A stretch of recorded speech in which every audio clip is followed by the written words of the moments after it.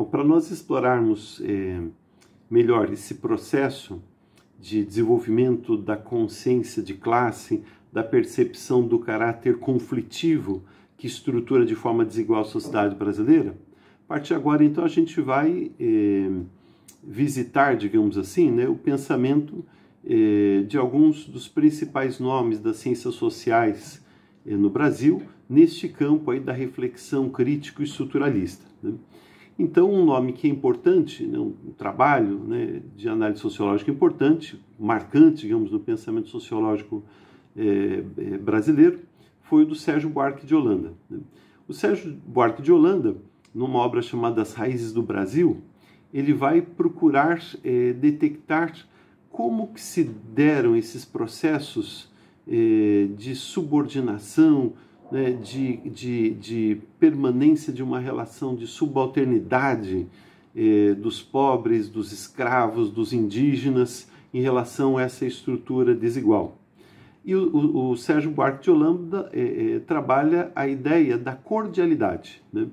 Então, o termo já gerou muito debate, mas o que o Sérgio Buarque de Holanda queria indicar? Que essas relações de dominação, essas relações desiguais, elas se perpetuaram no Brasil na medida em que havia uma vinculação interpessoal dessas relações de dominação. Ou seja, as relações de subordinação da classe dominante em relação aos setores oprimidos, dominados, ela se dava a partir da tessitura, digamos, de relações interpessoais que se davam dentro da senzala, dentro das fazendas, nos pequenos centros urbanos, no qual o domínio ele não se constituía a partir propriamente dito de uma postura de imposição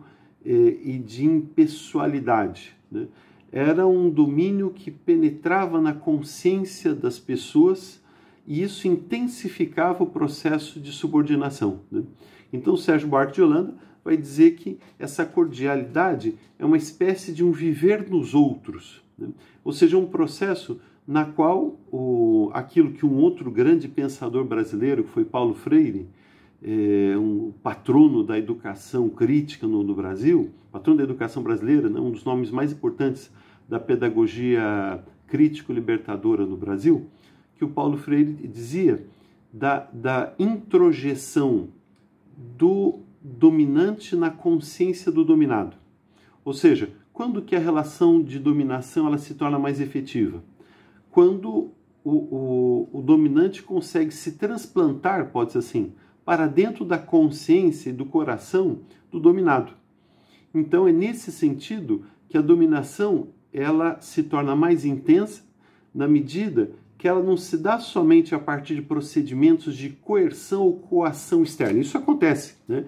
Então a escravidão e a estruturação institucional estatal brasileira foi extremamente violenta com relação aos escravos, aos africanos, né? Aos indígenas, aos pobres. Então foi sanguinária. Agora, mais do que isso, como que ela se perpetuou? Ela se perpetuou na medida que ela configurou um padrão de relacionamento interpessoal no qual o dominado se via naturalmente subordinado à figura do opressor. E aí, claro que você tem, então, uma perpetuação dessa relação de dominação, uma perpetuação bastante perversa, né? Então, digamos assim, é mais fácil eu me opor ao meu inimigo quando ele está fora de mim. Agora, quando ele está dentro de mim, aí fica complicado. Então, Sérgio Buarque de Holanda traz uma contribuição muito importante nesse sentido, né, que explica um pouco como que até hoje, de uma forma ou de outra, né, permanece na consciência social brasileira uma aceitação tanto quanto passiva das relações de dominação e exploração, né? Só para dar um exemplo, reforma trabalhista no governo Temer, reforma da Previdência no governo Bolsonaro. Ambas trouxeram enormes malefícios aos interesses, aos direitos da classe trabalhadora e beneficiaram significativamente os interesses da burguesia brasileira.